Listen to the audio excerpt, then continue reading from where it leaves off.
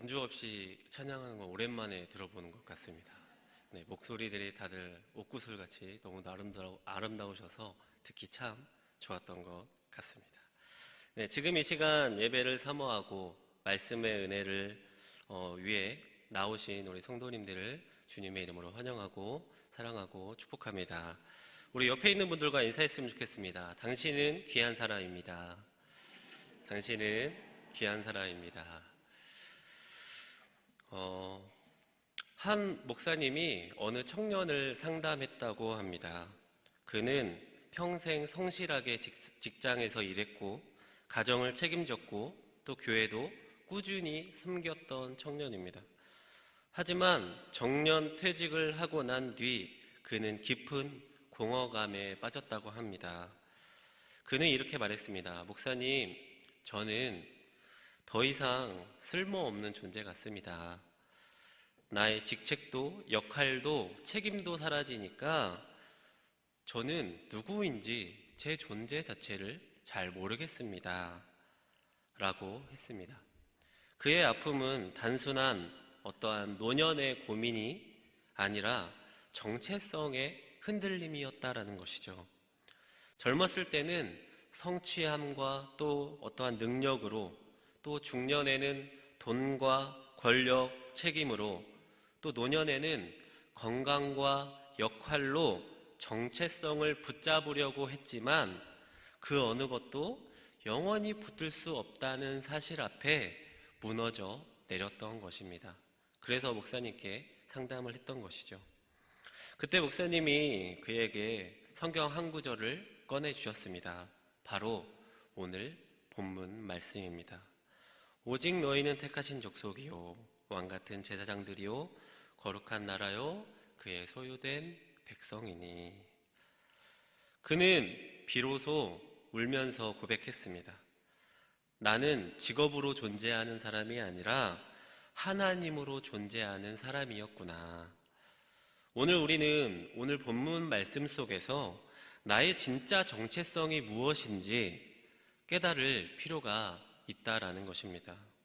이 정체성을 찾는다는 것은요, 너무도 중요한 일입니다. 세상 사람들은 자신의 정체성을 스스로 찾아내려 하죠. 그래서 스스로 찾다가 찾지 못해서 흔들리기 마련입니다.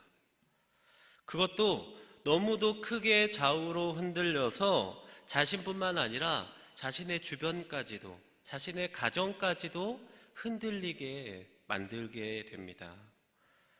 그렇게 자신의 정체성을 찾은 사람은 영원히 문제가 없을까요? 아닙니다. 자신의 생각과 자신의 기준을 찾아 살아가는 사람은 성공하면요, 자신의 그 능력에 취해 교만해집니다. 또 실패하면요, 그냥 무너지기 마련이에요. 왜 그렇습니까? 자신이 기준이 되기 때문에 자신을 높이거나 자신이 낮아지거나 할 수밖에 없기 때문입니다. 그러나 성경적 정체성은 내가 만든 것이 아니라 하나님이 주신 것이라고 말하고 있습니다.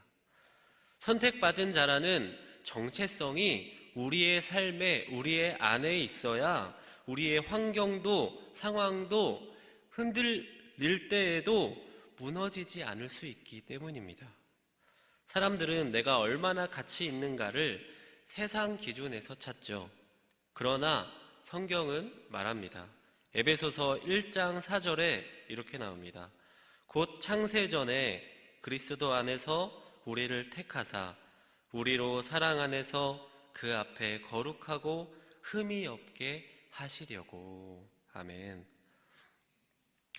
우리의 정체성은 나의 성취에서 시작되는 것이 아니라 하나님의 선택에서 시작됨을 기억하시기 바랍니다.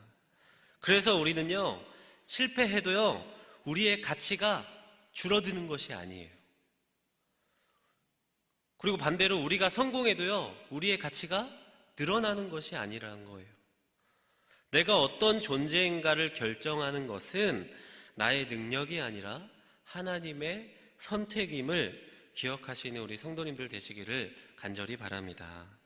그렇다면 우리 믿는 자들의 정체성을 어떻게 찾을 수 있을까요? 오늘 본문을 통해서 함께 알아봤으면 좋겠습니다.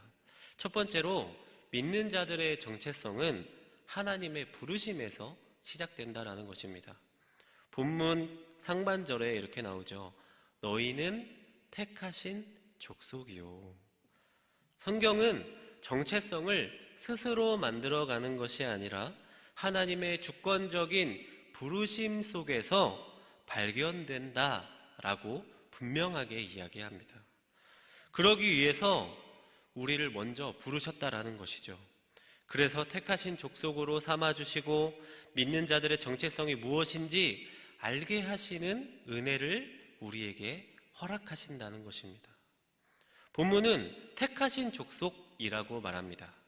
우리가 스스로 선택한 것이 아니라 하나님이 우리를 먼저 선택하고 부르셨다라는 것을 강조하고 있어요. 인생에 상처가 많은 사람일수록 나는 가치가 있는 사람인가? 라는 질문을 많이들 하게 됩니다. 그러나 성경은 분명히 말하죠.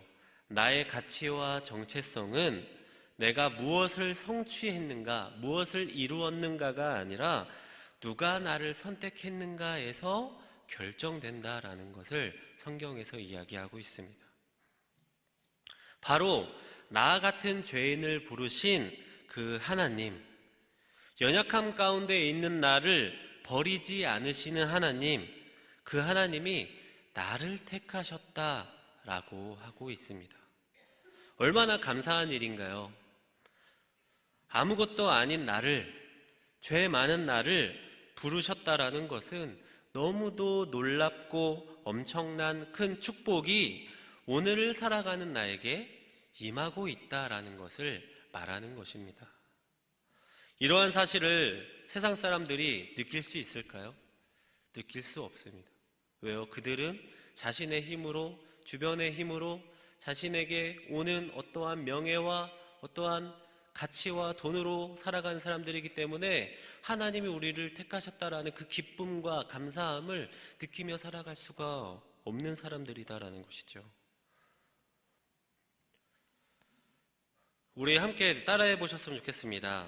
나를 택하셔서 부르신 하나님께 영광 올려드립니다.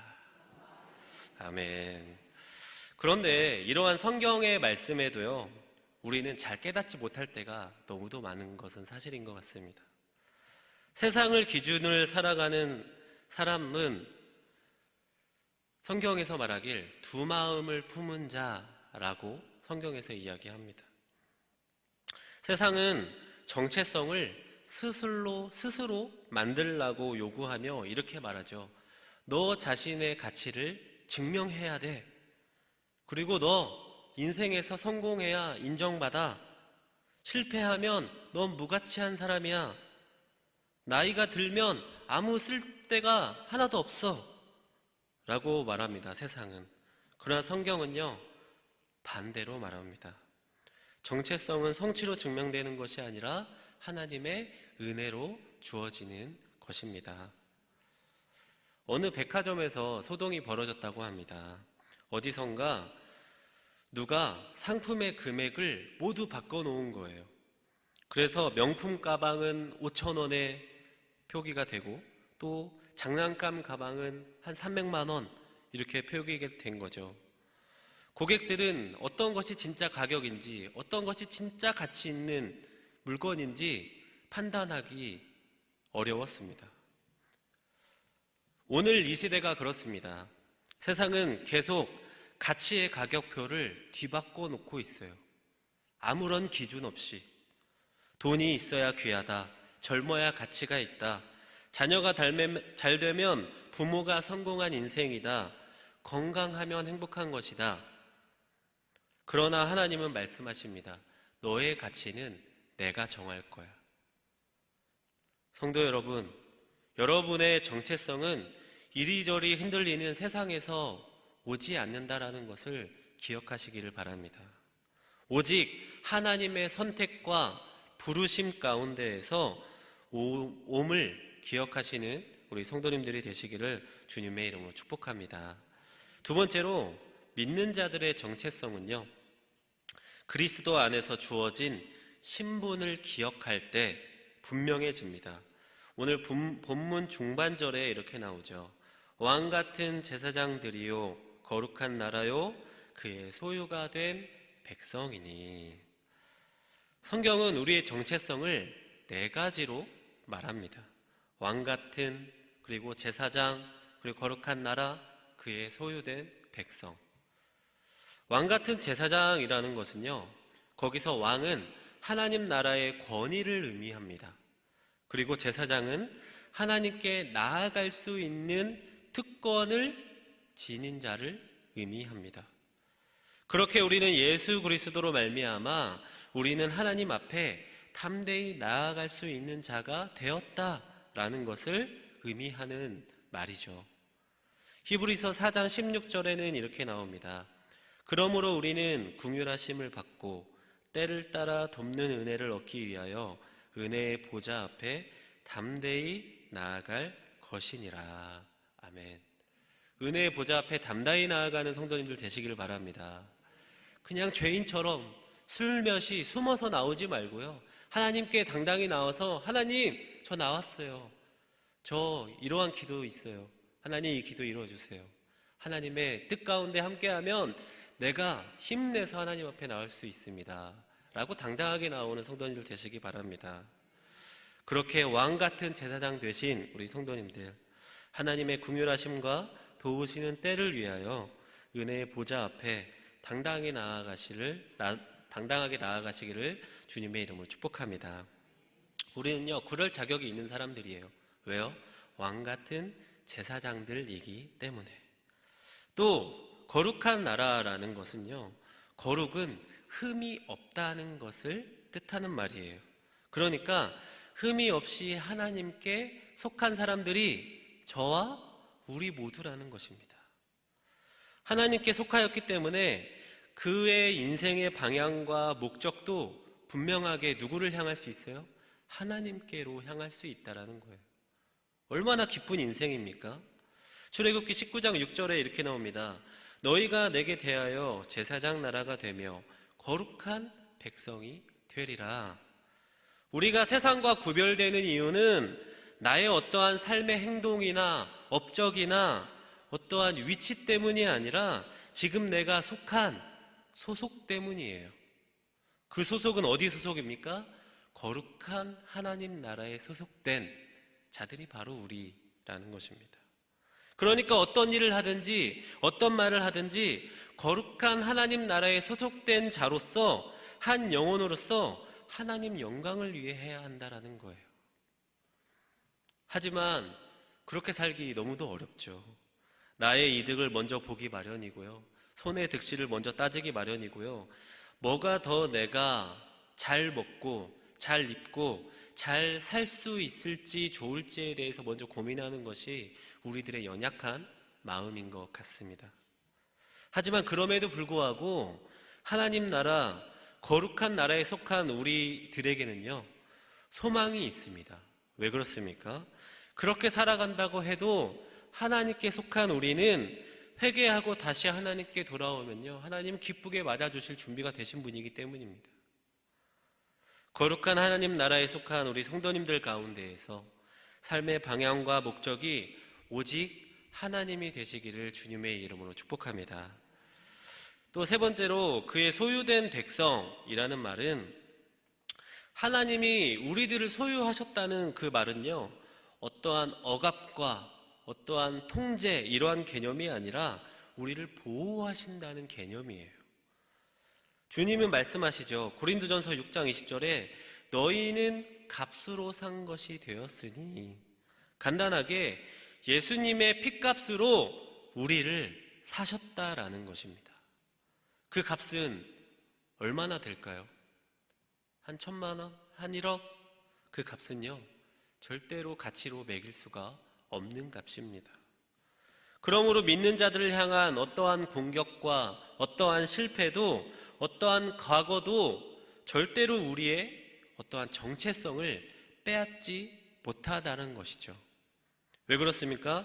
우리는 그 무엇의 것이 아닌 하나님의 소유된 백성이기 때문입니다. 천지 만물을 창조하시고 우리를 여기까지 인도하신 하나님께서 여러 가지 길을 가도록 하게 하시는데, 우리가 살아감에 있어서 나에게 오는 고난과 고통으로 다가올 수도 있는 때가 분명히 올 수 있습니다. 그런데 그것이 그저 내가 지은 죄 때문에 나를 심판하고 벌 주시려는 것이 아니라 나를 선택하신 하나님의 길로 인도하고 계시다는 것으로 우리는 이해하고 깨달아야 한다는 것이죠. 어떤 부자가 죽으면서 자신의 유산을 경매했다고 합니다. 경매장의 첫 작품은 낡은, 아무런 별 가치가 없는 듯한 어떠한 그림이었습니다. 이 그림은요, 그 부자가 가장 아끼던 아들의 초상화였다라고 해요. 사람들은 그 초상화에 아무도 관심이 없었습니다. 그러나 그 아버지의 집에서 일하던 늙은 집사가 이 그림을 샀다고 합니다. 왜 샀을까요? 그 순간 그 경매사는 이렇게 발표했다라고 합니다. 그 아들을 가진 자가 모든 유산을 얻을 수 있습니다. 아들을 가진 자에게 아버지는 모든 것을 주게 되었습니다. 사랑하는 성도 여러분, 예수 그리스도를 가진 사람은 모든 것을 가진 사람입니다. 예수 그리스도 안에 있는 여러분의 신분을 아는 것이 오늘 우리가 살아가는 이 흔들림이 많은 세대 속에서 정체성을 놓지 않는 핵심임을 오늘 이 시간 깨달으시기를 바랍니다. 그래서 신분에 맞는 삶을 거룩하게 살아가시는 우리 성도님들이 되시기를 주님의 이름으로 축복합니다. 마지막 세 번째로, 믿는 자들의 정체성은 하나님께 영광 돌리는 삶을 통해 완성됩니다. 본문 하반절에 이렇게 나옵니다. 같이 읽어볼까요? 시작. 이는 너희를 어두운 가운데서 불러내어 그의 기이한 빛에 들어가게 하신 이의 아름다운 덕을 선포하게 하려 하심이라. 아멘. 우리 믿는 자들의 정체성은 단순히 우리가 아는 것 혹은 지식을 습득하는 것에만 멈추는 것이 아니라 삶으로 나타내야 한다라는 것입니다. 왜 그렇습니까? 믿는 자들의 삶의 목적, 정체성의 목적은 하나님께 영광을 돌리는 것이기 때문이에요. 우리가 잘 아는 웨스트민스터 소요리 문답 1문은 우리의 존재 목적을 이렇게 이야기합니다. 사람의 제일 되는 목적은 하나님을 영화롭게 하고 그를 영원토록 즐거워하는 것이다. 믿는 자들의 정체성의 열매는 나의 영광이 아니라 하나님의 영광으로 나타내는 것임을 기억하시기 바랍니다. 또한 삶으로 하나님의 덕을 선포하는 것이 하나님의 영광을 돌리는 삶을 사는 사람인 것을 우리는 깨달아야 해요. 믿는 자들의 정체성은요, 말로만 드러나는 것이 아니라는 것입니다. 삶으로 드러나기 때문에 그 사람의 선한 행실로 하나님의 나라를 보여주고, 또 그 사람의 온유함으로 예수 그리스도의 온유함을 나타내고, 또 그 사람의 성실함으로 복음을 증명하는 것이, 이것이 믿는 자들의 정체성의 실제적인 열매인 것이라는 것을 우리는 깨달아야 한다는 것입니다. 하나님을 향한 믿음의 정체성은 삶의 목적을 분명하게 이야기합니다. 그러니까 고난이 와도 우리는 그 고난들을 다 감당할 만한 힘을, 또 능력을 얻게 되는 거예요. 너무도 엄청난 능력이지 않습니까? 엄청난 일이 일어나고 있지 않습니까? 우리의 모든 삶에, 한 사람 한 사람의 삶에 엄청난 일들이 지금 일어나고 있다라는 거예요. 사도 바울이 수많은 고난 속에서도 흔들리지 않았던 이유는요, 그는 분명히 알고 있었기 때문입니다. 로마서 1장 1절에 이렇게 나옵니다. 예수 그리스도의 종 바울은 사도로 부르심을 받아 하나님의 복음을 위하여 택정함을 입었으니. 믿음의 정체성은 삶의 방향, 그리고 고난을 이길 힘, 예배자의 마음, 그리고 하나님을 위한 존재 목적을 주는 영적인 뿌리가 된다라는 것입니다. 지금도 이 자리에 한 사람의 예배자로 부르심을 받은 거룩한 하나님의 나라를 소유하고 하나님께 영광 돌리는 우리 성도님들의 삶에서 아름다운 그리스도인들의 향기가 넘쳐나시기를 주님의 이름으로 축복합니다. 말씀을 맺겠습니다. 사랑하는 삼은 대길교회 성도 여러분, 오늘 말씀은 이렇게 정리됩니다. 첫 번째로 믿는 자들의 정체성은 하나님의 부르심에서 시작됩니다. 그리고 믿는 자들의 정체성은 그리스도 안에서 신분을 기억할 때 선명해집니다. 그리고 믿는 자들의 정체성은 그들의 삶으로 하나님의 영광을 드러낼 때 완성됩니다. 이제 기쁨과 감사함으로 사는 우리 성도님들 되시기를 축복합니다. 우리는 세상 속에서 흔들리지 않는 영원한 정체성을 소유한 사람들이에요. 소유한 사람들. 오늘 우리는 이 고백을 다시 해야 합니다. 나는 하나님의 것이다. 나는 예수 그리스도 안에 있다. 나는 하나님께 영광 돌리기 위해 존재하는 사람이다. 그러니까 세상 사람들이 하나님은 보이지도 않는데 어떻게 너는 그 하나님을 믿고 쓰러져도 고난이 와도 다시 일어설 수 있느냐? 라고 물어봤을 때 당당하게 외칠 수 있어야 돼요. 우리의 삶의 간증으로 또 우리의 행동과 말에 그리고 선한 행실로 그들에게 증명해야 한다는 것입니다.